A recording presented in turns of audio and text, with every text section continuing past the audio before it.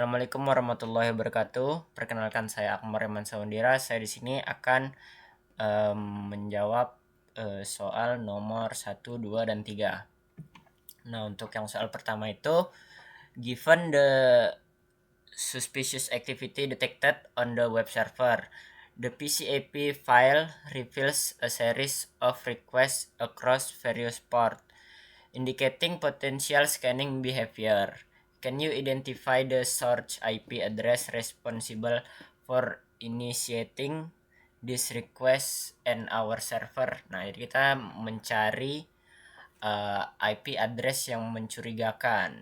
Nah, kita di sini menggunakan aplikasi Wireshark yang sudah saya ini masukkan file PCIP-nya. Nah, kita untuk mencari IP-nya itu, kita ke statistik, terus kita ke endpoint. Nah, di IPv4 ini terdapat 7 IP address yang berbeda. Nah, kita lihat dari package-nya yang banyak itu antara ini 10.0.0.112 dengan 14.0.0.120. Nah, jadi kedua ini kemungkinan terindikasi adalah IP dari attacker. Pertama saya masukkan yang ini ternyata salah, dan yang kedua saya masukkan ini ternyata benar. Artinya 14.0.0.120 ini adalah IP dari attacker. Nah, setelah itu untuk mencari nomor 2 ini, based on the identified IP address associated with the attacker, can you identify the country from which the attacker activities originated? Nah, kita harus mencari dari IP address tersebut, organisasi ini beraktivitas di negara mana sih? Pertama kita copy ini. Kita copy IP address yang ini 14.0.0.120. Terus kita ke website yang namanya iplocation.net. Nah, terus kita pastikan di sini dan IP lookup. Di sini saya sudah mencari dan ternyata country-nya itu ada di Cina. Nah, jadi untuk nomor 2 itu jawabannya Cina. Untuk nomor 3, from the PCIP file, multiple open port were detected as a result of the attacker active scan. Which of the ports provides access to the web server admin panel? Untuk mencari port ini, kita ke ini matiin dulu. Kita ke statistik, terus kita ke conversation, terus kita ke TCP. Nah, dari sini kita cari IP address yang A ini, kita cari yang dari attacker. Untuk IP address ini, yang address B ini kita cari ke yang IP web servernya. Nah, ini kan kita sudah ketemu nih 14 koneksi antara IP attacker dan web server kita. Nih. Nah, kita tinggal lihat port yang di port B ini 80. Nah, tinggal masukkan ke jawaban tadi. Nah, mungkin sekian penjelasan dari saya. Terima kasih. Oke, halo semuanya. Perkenalkan, nama saya Harlistianto Brajanata dengan NIM H10512111045. Pada kesempatan kali ini, kami diberikan tugas untuk menganalisis Tomcat overlap. Nah, di sini saya kebagian soal nomor 4 dan nomor 5. Untuk soal nomor 5 itu kita disuruh buat mencari siapa sih yang jadi panel adminnya gitu, folder mana yang ketemu gitu. Di sini kita melihat log directory enumeration, kita cari banyak request yang mirip, yang berulang, dan di sini ditemukan URL yang konsisten muncul, yaitu manager. Terus kita konfirmasi akses ke manager, itu nunjukin halaman admin atau status 200/302. Lalu untuk soal nomor 4,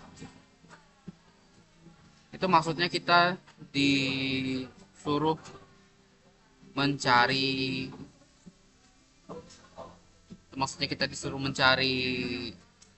eh, tools apa yang digunakan untuk nebak direktorinya.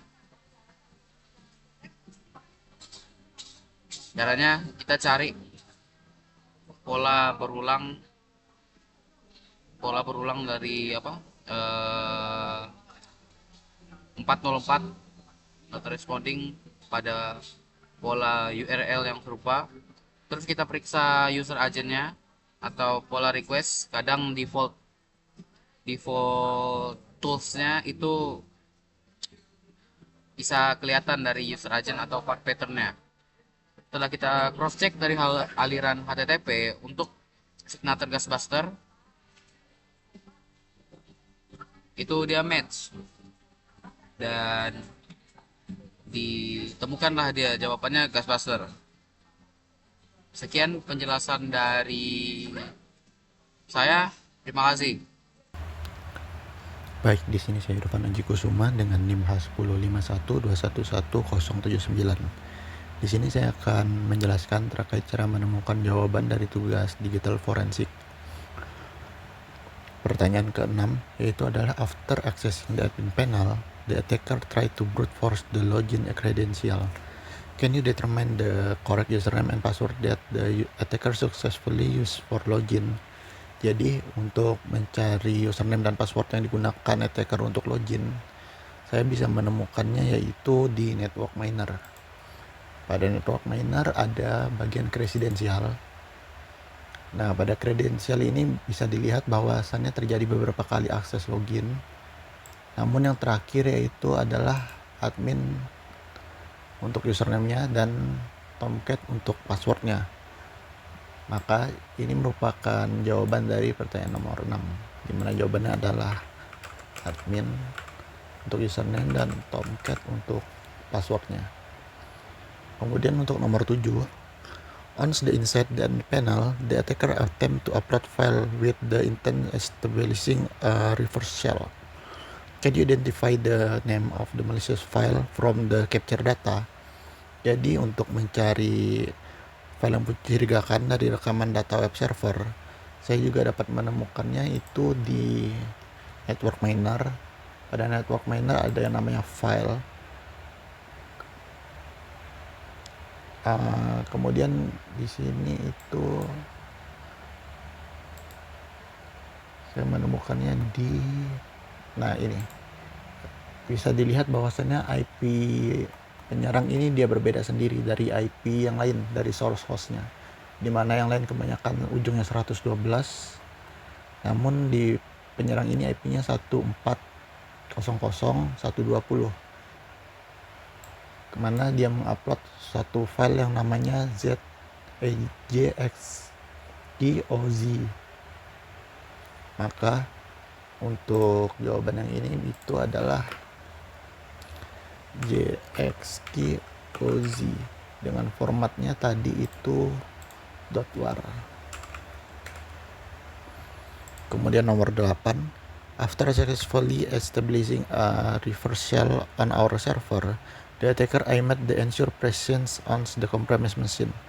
For the analysis, can you determine the specific command they are scheduled to run to maintain their presence? Jadi untuk menemukan komen yang dimana dia merun perintah untuk menentukan waktu menjalankan program, saya menemukannya itu di Wireshark.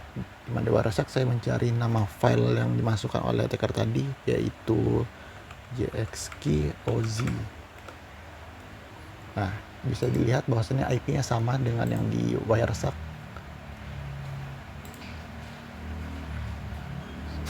14.00.120. Maka di sini saya bisa klik kanan, kemudian ke follow TCP stream.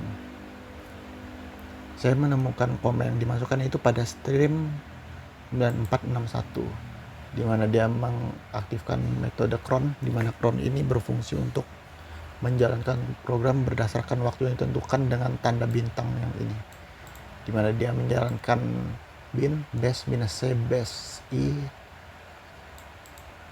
dev TCP 14.00.120, di mana ini merupakan IP penyerang yang didapat dari network miner dengan portnya 443. Sekian dari saya, terima kasih.